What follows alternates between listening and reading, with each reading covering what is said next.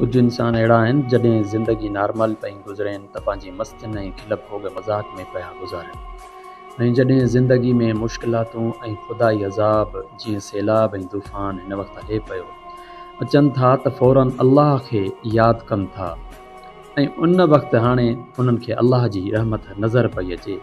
बाक़ी ॿियनि ॾींहंनि में अल्लाह उन्हनि खे यादि ई कोन्हे, ॿिया ॾींहं पंहिंजी मनमानियुनि ऐं मस्तियुनि में पिया गुज़ारनि। हाणे उन्हनि खे अल्लाह यादि अचे थो, छो त असां आहियूं ई मतलबी न, सिर्फ़ु मतिलब जे लाइ पंहिंजे रब खे सॾींदा आहियूं। ॿियनि ॾींहंनि में जॾहिं मतिलबु पूरो थींदो त यादि ई न हूंदो रब, दिलि साफ़ न आहे, ॿियनि जे लाइ बुग़्ज़ सोचूं था। इहो ई सबबु आहे जो ख़ुदाई अज़ाब असांजे मथां अचनि था। ख़ुदारा पंहिंजे पाण जे मथां अहसासु खाओ, तौबा कयो सची दिलि सां, अल्लाह खां माफ़ी वठो पंहिंजे गुनाहनि जी ऐं अल्लाह खां इहा दुआ कयो त अल्लाह साईं इहो अज़ाब ख़तमु कर ऐं अल्लाह खे सिर्फ़ु मुसीबतुनि वक़्तु न पुकारियो, अल्लाह खे हर हाल में पुकारियो।